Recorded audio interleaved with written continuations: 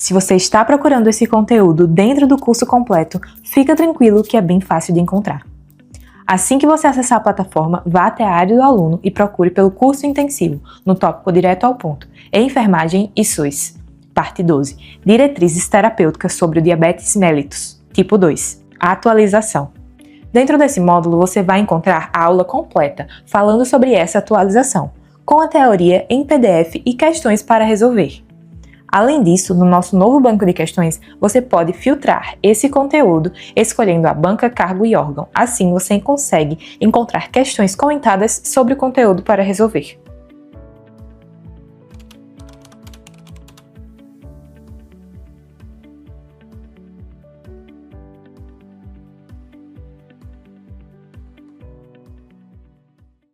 Fala pessoal, professor Guilherme Reis aqui. Sejam muito bem-vindos à nossa aula.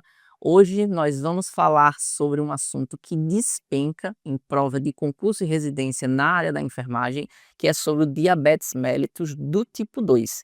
Se você está por dentro de todas as atualizações, você deve ter visto que nesse ano de 2026 nós já tivemos mudanças a partir de uma portaria do Ministério da Saúde, e o nosso intuito nessa aula é trazer todas as atualizações e recomendações dessa nova atualização de forma objetiva e direto ao ponto para você que está se preparando para algum tipo de concurso, alguma prova na área da enfermagem, entender na prática e com resposta de questões como isso pode funcionar para você e como isso vai cair na prova, tá certo? Então vem comigo que a gente vai estudar um pouco mais.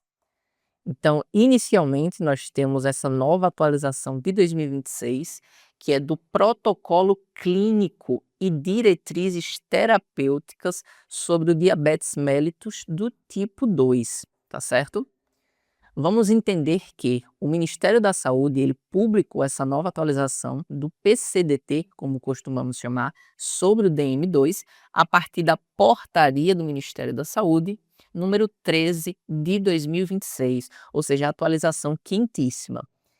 O último PCDT, ou seja, o último protocolo clínico do diabetes mellitus do tipo 2, era de 2024. Então, nós temos aí 2 anos depois a publicação dessa atualização desse PCDT, tá certo?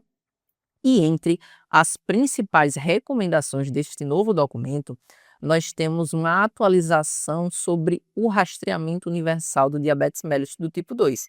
Então, a partir de agora, com a nova idade, nós temos a recomendação de rastreamento em todos os indivíduos a partir de 35 anos de idade, bem como em indivíduos de qualquer idade, caso apresentem sobrepeso ou obesidade, e esse critério vai ser definido para a gente a partir de um IMC maior ou igual a 25, associado a um ou mais fatores de risco, tá certo? Então aqui o nosso foco é entender. Houve uma mudança no rastreamento universal para o diabetes mellitus e é importante também que a gente mencione que essa nova idade de 35 anos de idade ou mais para esse rastreamento já é a idade de acordo com a Sociedade Brasileira de Diabetes. No entanto, ainda não era a idade atualizada no protocolo clínico publicado pelo Ministério da Saúde. Então é importante a gente entender essas diferenças e, apesar de ser uma atualização do Ministério da Saúde, essa já era a idade recomendada pela Sociedade Brasileira de Diabetes. Então vem comigo para a gente entender um pouco mais. Ou seja, gente, o que é que isso quer dizer? Todos os indivíduos que tiverem 35 anos ou mais, eles estarão aptos para o rastreamento do diabetes mellitus do tipo 2, independentemente de fator de risco ou da presença de sobrepeso ou obesidade. Mas se aquele indivíduo ele ainda não tem 35 anos de idade, mas ele tem sobrepeso ou obesidade, que aqui a gente vai caracterizar por esse valor de IMC, aquele indivíduo, o paciente que chega na UBS e tem um IMC maior ou igual a 25 e um ou mais fator de risco, Nesse caso, o paciente também está indicado para o rastreamento do DM2, tá certo? Nós vamos ver mais adiante quais são esses fatores de risco e entender também as principais mudanças dessa nova atualização no que diz respeito aos fatores de risco do diabetes mellitus do tipo 2. Então, nós temos aqui que no PCDT de 2024, essa idade era de 45 anos. Então, nós temos uma redução de 10 anos de idade para início do rastreamento universal do DM2. Nós também tivemos outra recomendação para gestantes. Passa a ser indicado o rastreamento em todas as gestantes a partir da 24ª semana de gestação. E é sempre bom se atentar, porque aqui é o tipo de assunto, é o tipo de conteúdo que as bancas gostam de cobrar. Então, a partir do protocolo clínico e diretrizes terapêuticas do DM2, a partir da 24ª semana, todas as gestantes estão indicadas para o rastreamento do DM2. Além disso, vamos falar também sobre o rastreamento de outros grupos populacionais. Está indicado o rastreamento para indivíduos vivendo com HIV ou AIDS, com fibrose cística ou aqueles indivíduos, aqueles pacientes submetidos a transplante de órgãos. É importante aqui a gente mencionar um ponto sobre os fatores de risco. Se vocês forem analisar o protocolo clínico de 2024, vocês vão observar que esses grupos populacionais estão incluídos entre os fatores de risco. Ou seja, para esse grupo populacional, ele iniciar o rastreamento de acordo com o protocolo antigo, ele precisaria ter o critério de sobrepeso ou obesidade, que é para a gente um IMC maior que 25.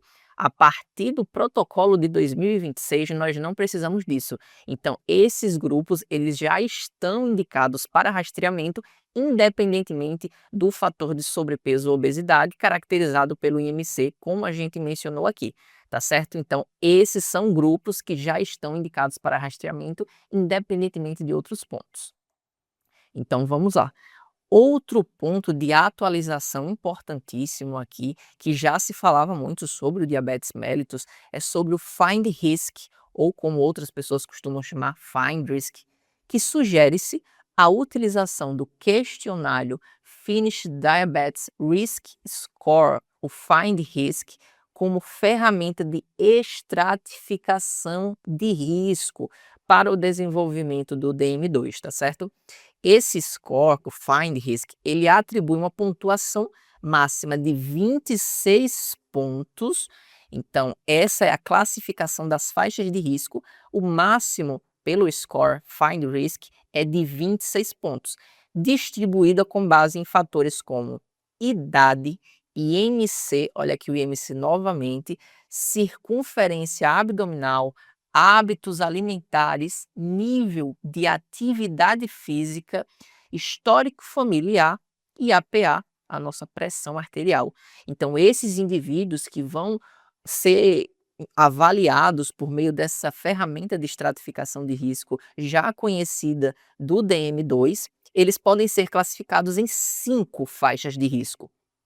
Nós temos uma faixa de risco baixo, são aqueles indivíduos que possuem menos de 7 pontos. Nós temos indivíduos em risco levemente elevado, são aqueles que estarão classificados em 7 a 11 pontos. E nós teremos também aqueles indivíduos classificados no meio termo, como moderado, são aqueles avaliados em 12 a 14 pontos.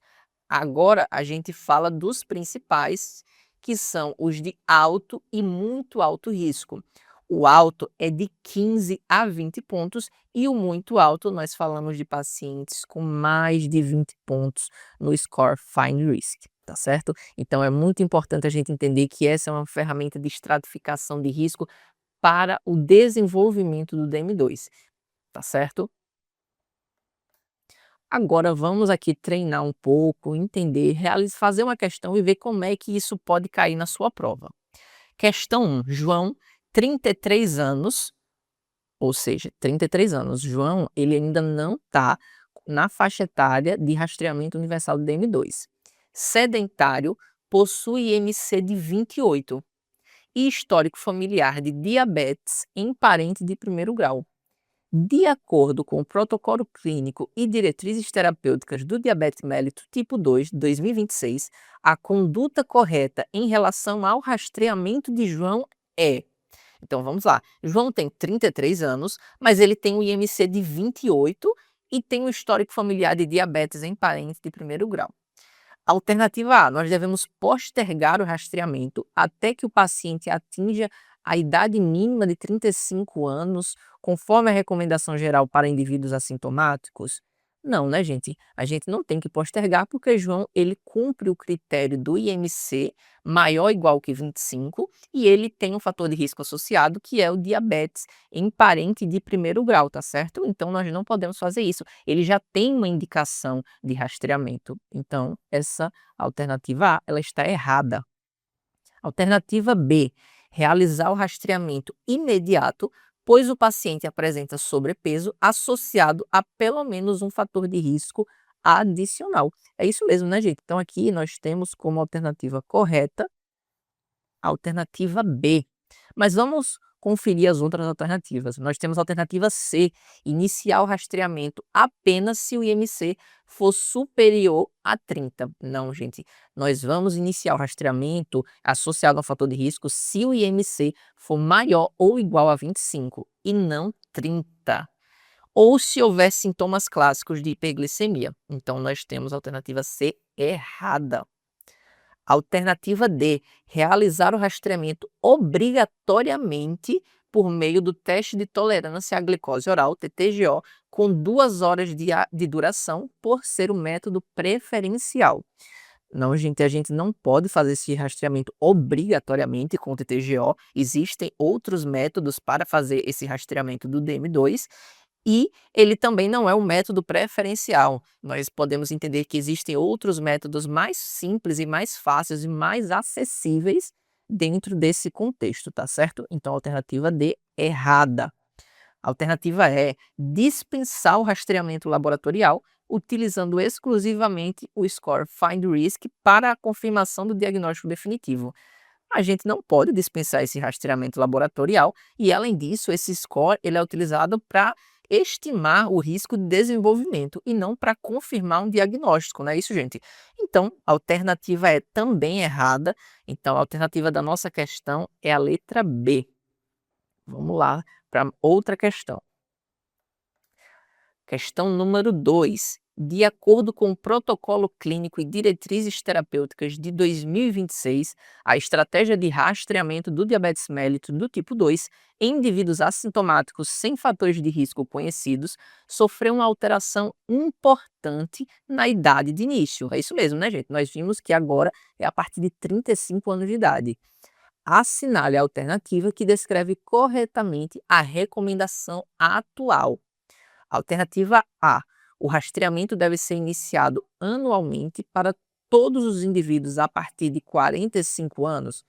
Nós vimos que no PCDT de 2024, o anterior era essa idade. No entanto, nós já temos uma atualização e agora é a partir de 35 anos de idade. Então, a alternativa A ela está incorreta. Alternativa B, o rastreamento universal deve ser iniciado a partir dos 35 anos de idade. É isso que nós acabamos de falar. Então, B é a alternativa correta. Mas vamos conferir as demais alternativas, né? Alternativa C, o rastreamento deve ser realizado apenas em indivíduos com IMC maior que 25, independentemente da idade. Esse rastreamento ele não deve ser realizado apenas em indivíduos com IMC maior que 25, né, pessoal? A gente fala do IMC maior que 25, maior ou igual, na verdade, né?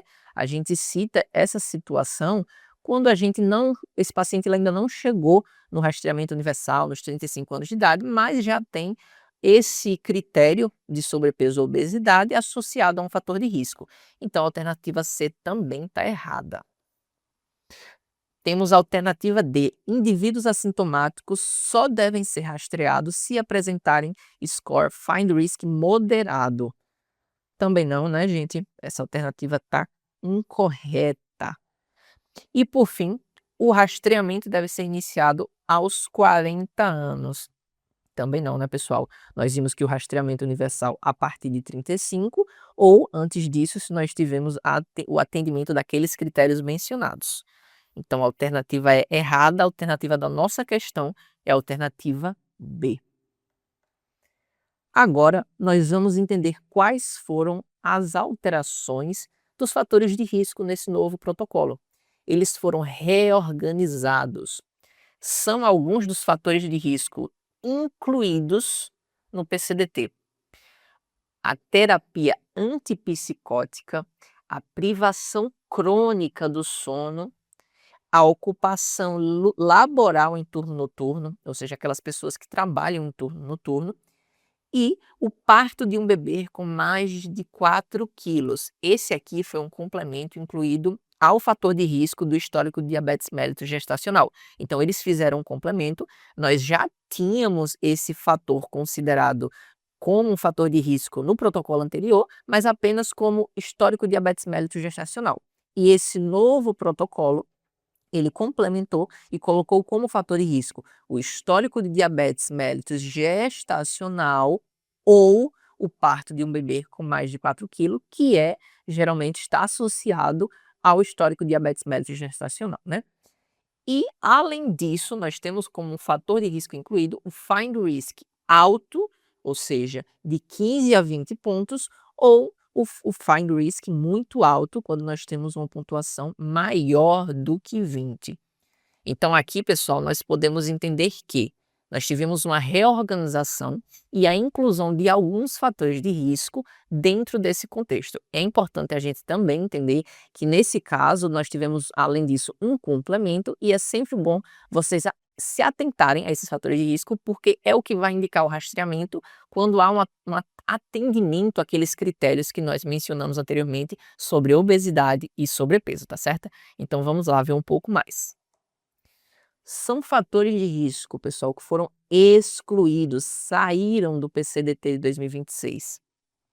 A etnia negra, hispânico ou latina, asiática ou indígena. Quer dizer que entender a etnia do paciente, compreender os diversos determinantes sociais que incidem sobre aquele paciente não é importante? Pelo contrário, é super importante. Mas como fator de risco para a inclusão no rastreamento, esses indivíduos eles foram excluídos, esses fatores de risco. Os indivíduos vivendo com HIV/AIDS, indivíduos com fibrose cística e indivíduos que realizaram transplante de órgãos. Ou seja, pessoal, lembra que a gente comentou aqui que esses indivíduos, essas 3 classes, elas estavam dentro dos fatores de risco?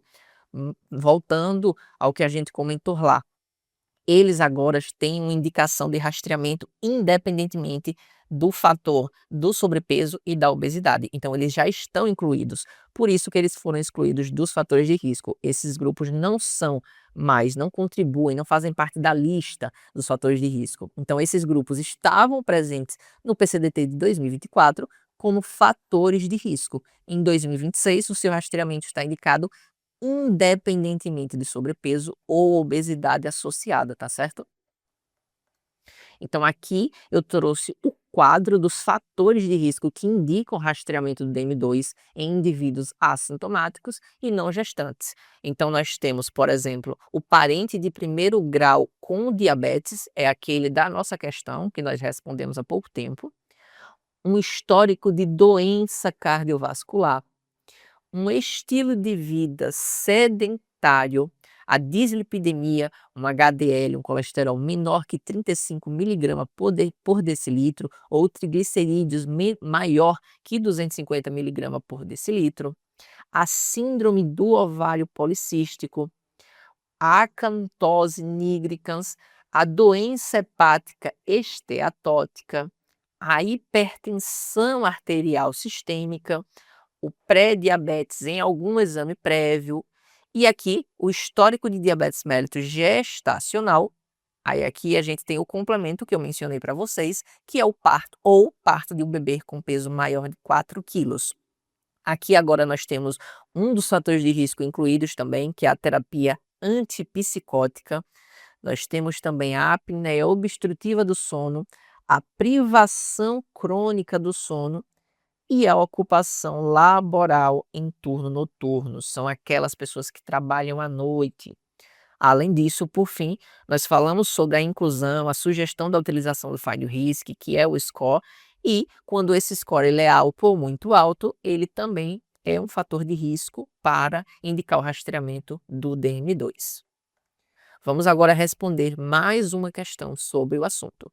A atualização do protocolo clínico e diretrizes terapêuticas de 2026 para o diabetes mellitus do tipo 2 expandiu a compreensão sobre os determinantes do controle glicêmico e refinou as ferramentas diagnósticas. Sobre as novidades contidas neste documento, assinale a alternativa correta. Alternativa A. O protocolo de 2026 removeu a obesidade central como fator de risco, focando exclusivamente no IMC global. Não, né, gente? A gente não fala sobre a remoção de obesidade, não teve nenhum tipo de alteração relacionada a isso. Então, essa alternativa está incorreta. Alternativa B. Foram incluídos novos fatores de risco relacionados ao estilo de vida moderno, como a privação crônica do sono e o trabalho em turnos noturnos. É isso mesmo, né, gente? Além disso, nós tivemos a inclusão de um outro fator de risco, que foi a terapia antipsicótica. Então, essa é a alternativa correta. Vamos ver, vamos conferir as outras. C. O teste de tolerância oral à glicose, o TTGO, de 1 hora foi introduzido como o único teste definitivo, invalidando os resultados de 2 horas. Não, né, gente? A gente já sabe que não houve essa questão de invalidar resultados de 2 horas, e sobre o TTGO de 1 hora nós vamos ver adiante. Então, essa alternativa também está incorreta. Alternativa D. O diagnóstico de diabetes é confirmado se o valor de 1 hora no TTGO for superior a 140 miligramas por decilitro. Também não, gente. Nós vamos ver que é 209. Então, essa alternativa está incorreta. E a alternativa é: fatores psicossociais, como o estresse crônico, foram listados apenas como sugestões de bem-estar, sem impacto reconhecido no tratamento do DM2. Não, pessoal, essas questões de fatores psicossociais, ela tem sim um impacto reconhecido no tratamento da DM2, tanto é que nós tivemos alguns critérios incluídos e que estão relacionados ao estilo de vida moderno e que envolve tudo isso. Então, essa alternativa também está incorreta. E a nossa alternativa correta é a letra B. Vamos agora falar de mais uma atualização, que é sobre o teste de tolerância à glicose oral de 1 hora. O protocolo clínico e diretrizes terapêuticas de 2026, ele introduziu a recomendação da International Diabetes Federation para o teste de tolerância à glicose oral de 1 hora, não é o de 2. No entanto, o teste de tolerância à glicose oral de 2 horas, ele continua sendo utilizado. É importante a gente entender que ele foi incluído dentro do que prega o Ministério da Saúde, que é o protocolo clínico. Então, aqui eu trouxe no quadro 1 alguns critérios diagnósticos em indivíduos com idade igual ou maior a 18 anos, pelo protocolo clínico de 2026. Então, vamos nos atentar a essa inclusão, que foi esse aqui, ó, a glicemia de 1 hora no TTGO. Nós temos como, se o resultado disso for menor que 155 miligramas por decilitro, nós temos o indivíduo como critério caracterizado como normal. Se nós tivermos um valor de 155 a 208, nós vamos dizer que esse indivíduo ele tem pré-diabetes. E o critério diagnóstico a partir do TTGO de 1 hora é de um valor maior ou igual a 209 miligramas por decilitro. Então, é muito importante para a gente entender quais são esses critérios diagnósticos, para a gente compreender tudo e quais são os critérios diagnósticos que estão presentes nos documentos considerados para as provas de residências e concursos. E no caso do PCDT, ele ainda não tinha o teste de tolerância à glicose oral de 1 hora. Então, é importante a gente entender tudo isso e entender também que o de 2 horas ele continua valendo. Nós só tivemos a inclusão e não a exclusão do outro teste, tá certo? Então, vamos lá. Agora, pessoal, nós vamos falar de outra atualização. São algumas atualizações. E agora nós vamos falar sobre as insulinas análogas de ação prolongada. Essas insulinas análogas de ação prolongadas, elas foram incorporadas ao Sistema Único de Saúde e nós tivemos isso nesse novo protocolo, e são elas a glargina de 100 unidades, a degludeca de 100 unidades e a glargina de 300 também, tá certo? Então, vamos entender também quem são as pessoas que devem ser priorizadas para utilizar esse medicamento, essa insulina análoga de ação prolongada. O protocolo, ele traz para a gente que pacientes com maior risco de hipoglicemia noturna e grave. Nesse caso, ele destaca que apenas a degludeca, ela teve uma vantagem, ela foi melhor quando comparado com a insulina regular ou com a insulina NPH. Então, não são as duas. Aqui obteve uma vantagem, um benefício nesses pacientes que possuem um maior risco de diminuição da glicemia, ou seja, de uma hipoglicemia noturna e grave, a partir da utilização, então eles devem utilizar a degludeca e não a glargina, tá certo? Além disso, é outra população que deve ser priorizada, aquelas pessoas que têm um IMC menor que 30, idosos, pacientes com grande variabilidade glicêmica, então é aquele paciente que a glicemia dele varia muito, pacientes com redução das funções renal e da função hepática, ou seja, dos rins e do fígado, também entram como populações que devem ser priorizadas, tá certo? Além disso, mulheres com DM2 gestantes e, por fim, aqueles pacientes que possuem dificuldades para a administração de múltiplas doses diárias da insulina basal, tá certo? Então é muito importante a gente entender isso, é assunto novo, elas foram incorporadas ao Sistema Único de Saúde e você que está fazendo a prova tem que compreender como é que isso vai cair, tá certo? Além das insulinas análogas de ação prolongada, também foram incorporadas ao Sistema Único de Saúde as insulinas análogas de ação rápida. Pessoal, quais são os exemplos que nós vamos ter? Lá nós tivemos a degludeca e a glargina. Aqui nós vamos ter a asparte, a lispro e a glulizina. As populações também vão existir, algumas populações que devem ser priorizadas, e nesse caso elas são até parecidas com aquelas populações das insulinas análogas de ação prolongada. Então nós temos pacientes com hipoglicemias graves, aqueles pacientes com hipoglicemias assintomáticas, isso aqui não estava na anterior, então é importante para a gente entender.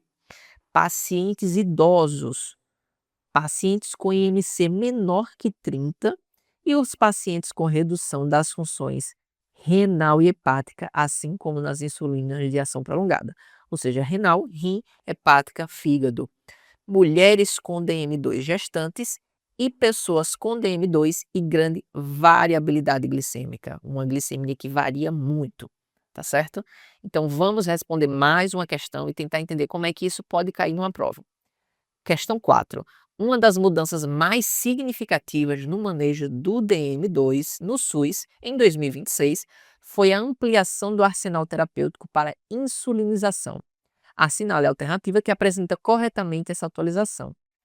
O SUS passou a oferecer apenas a insulina NPH, descontinuando a insulina regular? Não, né, gente? Isso aqui não aconteceu. Então, a alternativa A, ela está incorreta. A alternativa B, o protocolo de 2026 retirou as canetas de aplicação, retornando ao uso exclusivo de seringas e frascos para redução de custos. Não, pessoal, isso aqui não aconteceu, né? Nós não tivemos isso nessa atualização. Nada disso aconteceu. Alternativa C, o uso de análogos de insulina ficou restrito exclusivamente ao ambiente hospitalar para casos de cetoacidose? Também não, né, pessoal? Essa alternativa está incorreta. Alternativa D, a insulina glargina tornou-se a primeira escolha para todos os pacientes recém-diagnosticados, substituindo a metformina. Não, né, gente? Nós vamos ver que essas insulinas, tanto de ação prolongada ou de ação rápida, elas têm populações que são prioridades e nós falamos sobre isso. Então, ela não é a primeira escolha para todos os pacientes recém-diagnosticados. A alternativa D está incorreta. A alternativa é: foram incorporadas as insulinas análogas de ação prolongada, como glargina e degludeca, e de ação rápida, como asparte e lispro. E tivemos a glulizina também, né? Então, a alternativa E, ela está correta, né, pessoal? Isso mesmo, a alternativa E, ela está correta. Agora, por fim, vamos para um resumão sobre tudo que a gente viu agora. Então, a gente viu que foi publicada essa nova atualização. Nós temos um novo rastreamento universal de DM2 para indivíduos a partir de 35 anos de idade. Além disso, nós temos também indivíduos de qualquer idade, com IMC maior ou igual que 25, associado a um ou mais fatores de risco. Beleza? Então, rastreamento universal, 35 anos de idade ou mais. Passa a ser indicado também o rastreamento de todas as gestantes a partir da 24ª. Lembra muito disso que pode cair em prova. Está indicado também o rastreamento dos indivíduos vivendo com HIV, com fibrose cística ou submetidos a transplante de órgãos. É importante, esses eram critérios que estavam classificados como fatores de risco no protocolo anterior e agora eles são indicação para rastreamento independentemente de outros critérios como o IMC. Sugere-se também a utilização do questionário Find Risk como ferramenta de estratificação de risco para o desenvolvimento. Lembra, não é para diagnóstico, é para o desenvolvimento do DM2. Ele estima esse risco, ele faz a estratificação de risco. Nós temos a inclusão de alguns fatores de risco também, como a terapia antipsicótica, a privação crônica do sono, a ocupação laboral em turno noturno, pessoas que trabalham à noite, e aquelas pessoas que possuem um Find Risk alto de 15 a 20 pontos ou muito alto, maior que 20. Esses são alguns dos principais. Por fim, nós também vimos nessa aula de hoje, nesse direto ao ponto, que esse protocolo ele introduziu a recomendação do teste de tolerância à glicose oral de 1 hora, mas sempre lembrando, o de 2 horas ele continua sendo utilizado, tá certo? Tivemos, por fim, a incorporação das insulinas análogas de ação prolongada ao SUS. Quais são elas? A glargina de 100 unidades, a degludeca de 100 unidades e a glargina de 300, tá certo? Por último, tivemos a incorporação das insulinas análogas de ação rápida, ou seja, prolongada, e aqui das rápidas ao Sistema Único de Saúde. Quais são as insulinas análogas de ação rápida? Asparte, Lispro e Glulisina. É importante para vocês entenderem isso, não só sobre a incorporação, mas porque uma questão ela pode muito bem alterar e falar que a Asparte ela faz parte das insulinas análogas de ação prolongada, e nós vimos aqui que isso não é verdade, né? Então vamos lá, pessoal, estuda que a vida muda, um estudo direcionado, com questões, lendo o conteúdo, sempre acompanhando as atualizações aqui do professor Rômulo Passos, da plataforma. Nós estamos sempre colocando diversas aulas direto ao ponto, daquela forma que você quer entender a atualização do conteúdo. Foco, a aprovação vem aí, eu espero vocês na próxima aula. Até mais, pessoal.